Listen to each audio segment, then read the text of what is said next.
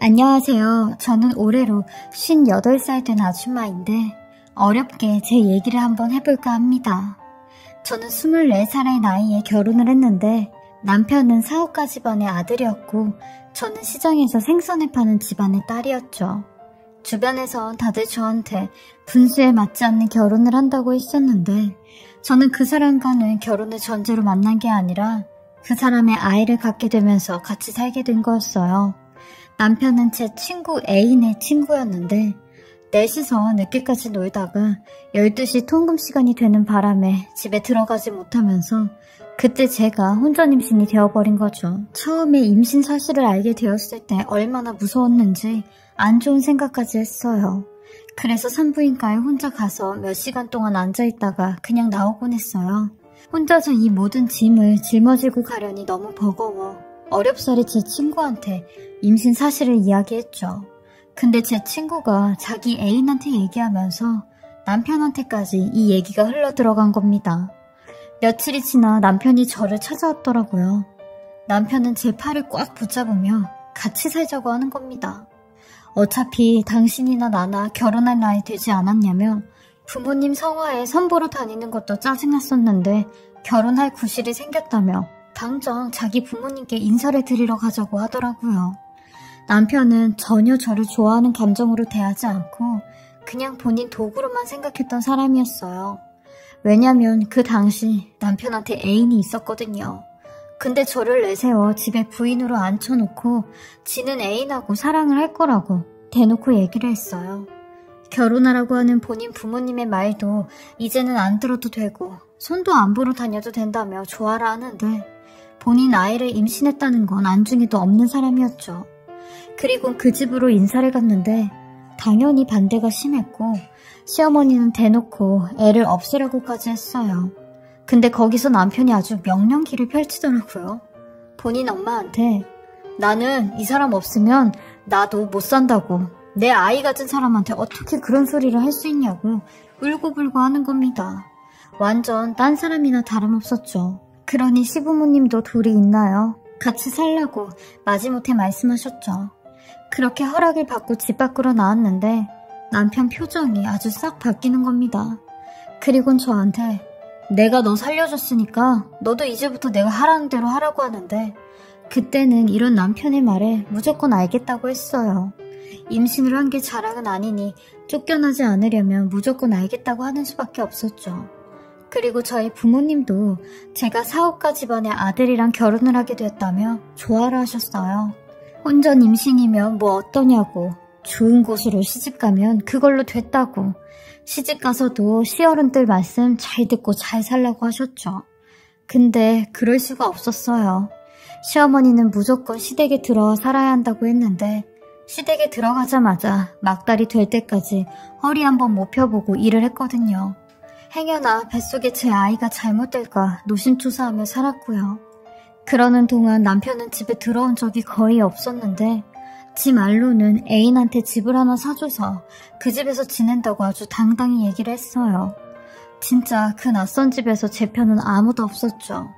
이럴 거면 뭐하러 결혼을 했냐는 소리가 턱끝까지 나왔지만 제 신세도 뭘 말할 처지가 아니라 조용히 지냈죠. 말이 결혼이지 결혼식도 없이 바로 그 집에 들어가 살았습니다. 근데 문제는 제가 딸을 출산하자마자 시댁에서 저더러 나가라고 하는 겁니다. 이 아이는 우리가 키울 테니 나가라는데 저는 그렇게는 못한다고 했어요. 이런 핏덩어리를 두고 내가 어딜 나가냐고 하니 이미 니네 부모한테 돈을 다 줬는데 무슨 소리냐고 따질 거면 니네 부모한테 가서 따지라고 절 내쫓았어요. 만신창이가 된 몸으로 엄마를 찾아가니 엄마가 제게 그러더라고요. 그냥 잊으라고. 이 돈 받고 애 하나 낳아줬다고 생각하라고. 저는 그 말을 하는 엄마한테 당신은 부모도 아니라고 하며 얼굴도 안 보고 혼자 살았어요. 평생을 혼자 살며 일을 했는데 20년 동안 웨딩 헬퍼로 살아왔어요. 흔히 웨딩 도우미라고도 하는데 결혼식장 가면 왜 신부 뒤에서 드레스 잡아주는 사람들 보시잖아요. 그런 일을 해요. 그 밖에도 웨딩 촬영하는 곳에 가서 신부들을 전담해 도와주죠. 일당식으로 돈을 받는데 한 번 나갈 때마다 얼마씩 받는 돈으로 근근히 생활을 하며 살았어요. 제가 평생 살면서 웨딩드레스를 입어본 적이 없어서 그런가 신부들이 웨딩드레스 입은 걸 보면 그렇게 이뻐 보이더라고요.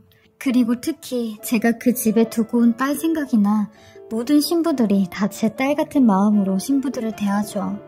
그러던 어느 날 일을 하고 있는데 장이 꼬인 듯이 갑자기 배가 너무 아프더라고요. 식은땀까지 줄줄 흐르는데 인생에 한 번뿐인 남의 결혼식을 망칠 수 없어 꾹꾹 참다가 결국 쓰러지게 되면서 눈을 떠보니 응급실 병원이더라고요. 저는 평생을 이런 도우미로 살다 보니 저보다 다른 사람이 먼저인지라 병원에서도 제 걱정보단 제가 도와드렸던 신부 걱정이 먼저 들더라고요. 죄송하기도 하고 어찌할 바를 모르고 있던 때 의사 선생님이 제게 다가왔고 이것저것 검사한 결과를 말씀해 주시는데 대장에 아주 큰 암덩어리가 보인다며 조직 검사를 해봐야 알겠지만 아마 대장암 같아 보인다고 했어요. 그 소리를 듣는데 간담이 서늘해지더라고요. 이렇게 왔다 이렇게 가는구나 싶은 생각도 들고 억울했어요. 역시나 조직검사 결과 대장암 4기에 간 전이까지 된 상태였습니다. 병원에서는 3분의 2 이상이 암세포로 가득 차 있다고 했고 수술도 의미가 없다고 하더라고요. 항암으로 연명치료를 하는 방법밖에는 없다는데 저는 그거 안 하면 얼마나 살 수 있냐고 물어봤어요. 그러니 2개월에서 3개월, 길어야 2년이라는 소견을 내리시더라고요. 그 소리에 항암을 받지 않는다고 했어요. 어차피 저한테는 가족도 자식도 없어 희망이 아예 없는 삶이라고 했죠. 그러니 담당 교수님은 그래도 치료는 무조건 하셔야 된다고 일단 선항암을 하고 지켜보자고 하셨죠. 집에 돌아와 얼마나 울었는지 몰라요. 내가 내 배 아파 낳은 딸 얼굴 한번 보지 못하고 부모 형제 얼굴도 보지 않고 살았는데 나한테 남은 건 암덩어리 뿐이었죠. 그렇게 저는 항암 치료를 받게 되었는데 이것도 별 의미가 없다고 생각하고 시작을 했어요. 그리고 직장은 그만두었는데 암에 걸렸다는 건 말하지 않고 그냥 그만두었어요. 다른 동료들에게도 마찬가지였고요. 그렇게 혼자 그 힘든 항암 치료를 7차 정도 받을 때였어요. 제가 근무했던 웨딩샵 실장님이 전화가 오셨더라고요. 아주 다급한 목소리로 전화가 왔는데 오늘 웨딩 촬영 때 신부님을 도와주기로 한 여사님께서 연락도 없이 펑크를 냈다며 오늘 한 번만 도와주시면 안 되겠냐고 사정사정을 하는 겁니다. 하긴 저도 저번에 쓰러져 응급실에 가는 바람에 웨딩샵한테 큰 신세를 줬으니 알겠다고 했어요. 차마 거절하지 못하겠더라고요. 무엇보다 컨디션이 괜찮아 그 정도는 할 수 있겠다 하는 마음으로 나갔죠. 먼저 샵에 들려 웨딩드레스와 액세서리를 챙겨 신부님이 계시는 메이크업 샵으로 갔습니다. 그리고 메이크업을 받고 계시는 신부님께 인사를 하러 갔죠. 이름도 참 예뻤는데 외모도 참 예쁘더라고요. 그렇게 메이크업이 끝난 신부님에게 웨딩드레스를 입혀주는데 신부님이 성격이 원래 조용한 건가 아니면 컨디션이 안 좋은 건가 말이 많이 없더라고요. 저도 원래 말이 많은 편은 아닌지라 조용한 분위기 속에서 신부님에게 드레스를 입혀주었죠. 근데 신부님 허리 쪽에 웬 손바닥 반만한 빨간 점이 하나 있는 겁니다. 이 점을 보는데 미묘한 감정이 들었어요. 왜냐면 제 친딸도 이쪽 근처 어딘가 이런 빨간 점이 하나 있었거든요. 딸 생각도 나면서 울컥한 기분이 들어 약간 눈시울까지 붉어졌습니다. 그래서 그런가 이 신부님에게 마음이 많이 가서 정말 열심히 도와드렸어요. 더운 여름인데 부채질도 해주고 시원한 얼음물도 갖다주며 정성스럽게 케어를 해드렸죠. 그리고 신부님 또한 막상 촬영을 하다 보니 점점 표정이 밝아졌어요. 보통 스튜디오 촬영을 할 때는 드레스를 총 3벌 정도 갈아입는데 드레스를 갈아입을 때마다 탈의실에 들어가 신부님들과 사적인 대화를 많이 나누긴 해요. 이번에 요 신부님과도 사적인 대화를 좀 나눴어요. 자기가 결혼을 한다고 생각하니 별 생각이 다 든다고 하더라고요.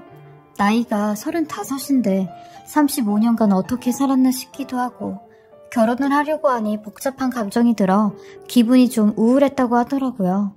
저도 그런 신부님에게 누구나 다들 그럴 수 있다고 그게 과정이라고 하며 위로를 해주었죠. 저는 이렇게 우울해 보이는 신부님을 위해 더 정성스럽게 케어를 해드렸어요. 어찌 보면 제게도 더 의미가 있는 신부인 게 제 생애 마지막 신부님이니까 정말 잘해드렸죠. 그리고 촬영이 끝나 헤어지려고 하는데 신부님이 제게 일당 봉투를 주며 부탁을 하나 하더라고요. 저 이모님, 혹시 시간 되시면 저 결혼식 때도 이모님께서 도와주시면 안 될까요? 오늘 이모님께서 엄마처럼 너무 잘해주셔서 정말 엄마가 생긴 기분이었어요. 사실 제가 엄마가 없이 자라서 이런 손길을 받아본 적이 없었거든요. 라고 하는데 그 말을 듣는데 이상하게 머리가 쭉 뼈서는 기분이 들었어요. 그리고 저한테 핸드폰 번호를 알려달라고 해서 번호를 알려주었는데 신부님이 먼저 연락이 왔더라고요. 오늘 정말 감사했다고 고생 많았다고 하면서요. 저도 그런 신부님의 번호를 저장하고 오늘 너무 행복했다고 연락을 드렸죠. 그렇게 번호를 저장하면 자동으로 카카오톡에 등록이 되잖아요.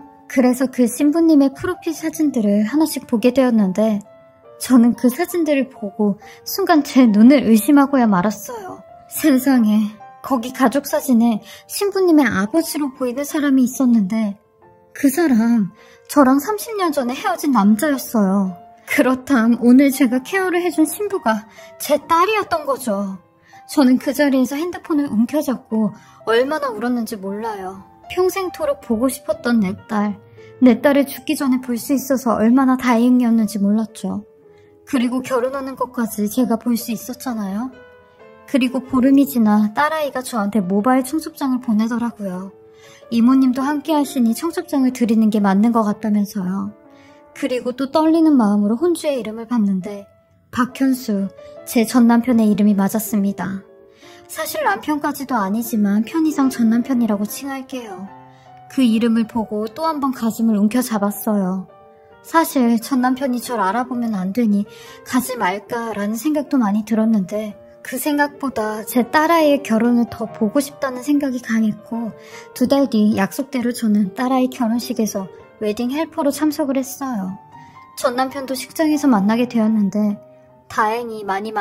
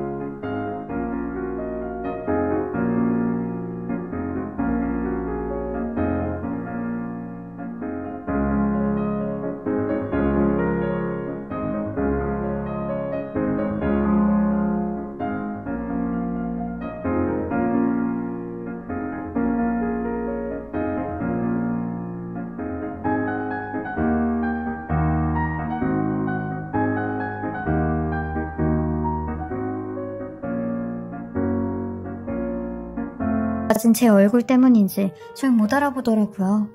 하긴 그 사람 저를 진짜 아내로 생각하지 않았기에 어찌 보면 절 못 알아볼 수 있을 거라 생각을 했어요. 그럼에도 그 사람에게 고마웠던 건 제 딸을 이렇게 이쁘게 잘 키워준 게 그게 제일 고맙더라고요. 저는 딸 뒤에서 딸의 드레스를 정리해주며 딸이 결혼하는 그 모든 과정을 제 눈으로 볼 수 있었어요. 딸은 결혼하는 내내 한 번도 웃질 않는데 그 모습이 얼마나 가슴이 시리던지 왜 저렇게 행복하지 않는 얼굴을 하고 있을까 싶었어요. 그리고 전 남편 옆엔 아주 깍쟁이같이 생긴 여자가 한 명 앉아 있었는데 나이도 젊어 보이는데 부모님께 인사하는 순서 때도 제 딸아이 한 번을 안아주질 않더라고요. 되려 시어머니 되시는 분께서 제 딸아이를 안아주셨죠. 마음 같아선 제가 대신 달려가 딸을 부서져라 안아주고 싶은 심정이었어요. 그렇게 식이 다 끝나고 딸이 이브 드레스로 옷을 갈아입고 하객들에게 인사를 하는 시간이었는데 갑자기 또 몸이 안 좋아지는 겁니다. 진통제를 먹으려고 화장실 좀 다녀온다고 조금만 기다려달라고 하며 나갔는데 세상에 거기서 또 생각지도 못한 사람을 만나고야 말았어요. 바로 제 전 시어머니였죠. 아니 분명히 식장 때는 안 보였던 양반이 식사를 하고 올라오셨는지 저도 놀랐고 시어머니도 화들짝 놀라시는데 네가 여기가 어디라고 찾아왔냐고 난리를 치시는 겁니다. 예전에도 네 딸 얼굴 한 번만 보여달라고 찾아오더니 이젠 결혼식까지 찾아왔냐? 어떻게 알았어? 어떻게 알았어? 하며 난리를 치는데 제가 15년 전쯤 딸 얼굴 좀 볼 수 있냐고 한번 찾아간 적이 있어 시어머니는 제 얼굴을 알고 계셨죠. 저는 그런 시어머니에게 제발 조용히 좀 말씀해달라고 했어요. 누가 들으면 어떡하냐고 하니 시어머니는 더 방방 뛰셨고 전 그런 시어머니를 두고 일단 뒤를 돌아 화장실로 가려고 했어요. 아니 근데 제 딸이 언제 밖으로 나왔는지 저와 시어머니가 나눈 모든 대화를 듣게 된 겁니다. 그리곤 제게 다가와 이모님이 제 엄마인 거예요? 라고 묻더라고요. 저는 고개만 푹 숙이고 아무런 대답을 못했습니다. 그리곤 식이 끝나자마자 딸이 없을 때 탈의실로 들어가 드레스를 챙겨 그곳을 빠져나오려고 했어요. 그러니 제 딸이 탈의실에 들어와 제게 봉투를 주며 이모님 이거 가져가셔야죠 라고 하는데 차마 그 돈을 받지를 못하겠더라고요. 저는 딸한테 이거 축의금이다 생각하고 넣어두라고 했어요. 그리고 행복하게 웃으면서 잘 살라고 했죠. 슬퍼 보이는 표정을 보니까 너무 가슴이 아프다고 하니 제 손을 잡으며 엄마라는 소리를 하는 겁니다. 내가 그동안 얼마나 엄마를 그리워했는지 아냐며 너무 보고 싶었다고 하는데 그 말에 30여 년간의 세월이 무너지고 말았어요. 저도 그런 딸을 꽉 안아주며 터져나올 것 같은 울음을 꾹꾹 참았어요. 딸은 제가 죽은 줄로만 알았다며 아빠가 항상 그랬다고 하는 겁니다. 근데 엄마가 이렇게 살아있을 줄은 몰랐다며 꿈만 같다고 얘기하는데 그 말이 더 저를 힘들게 했죠. 얼마 남지 않은 시한부 얘기를 어떻게 해야 되나 또 딸에게 상처를 줘야 되는 것 같아 제가 죄인 같았어요. 그렇게 모든 식이 끝나고 제 딸이 저한테 먼저 연락이 왔는데 만나자고 하더라고요. 만나자고 하는 날 저는 일부러 가발을 쓰지 않고 나갔습니다. 그리고 투병할 때 썼던 모자를 쓰고 갔는데 딸이 이상한 낌새를 눈치채고 머리가 왜 그러시냐고 먼저 물어보더라고요. 딸에게 이 모든 사실과 제가 그 집에서 쫓겨났던 일들까지 전부 다 이야기를 해주었어요. 그러니 딸은 어린아이처럼 절 붙잡으며 가지 말라고 이제 이렇게 만나게 되는데 또 헤어져야 되냐며 나도 엄마 딸로 살아봐야 되지 않겠냐고 하는데 저도 그런 딸에게 너무 그리웠다고 너무 많이 보고 싶었다고 했어요. 그리고 이제라도 만나게 된 게 얼마나 다행인 줄 모른다고 했죠. 엄마 없이도 이렇게 이쁘게 잘 자라줘서 고맙다고 했어요. 딸은 제가 얼마 남지 않은 기간 동안 엄마랑 못 해본 걸 해보겠다며 매일 주말을 저와 같이 시간을 보내고 있어요. 저는 점점 체력이 약해지고 돌아다니는 것도 힘들지만 딸 앞에선 그렇지 않은 척하고 있어요. 왜냐면 딸의 버킷리스트를 다 들어주고 눈을 감고 싶거든요. 그때까지 제발 몸이 버텨주었음 하는 게 제 작은 소망이고 매일같이 신에게 기도를 해요. 단 3개월, 아니 한 달만이라도 제가 엄마 노릇을 좀 할 수 있게 도와달라고요. 요즘같이 더운 여름날 다들 건강 조심하시고요. 제 긴 사연 들어주시고 읽어주셔서 감사합니다.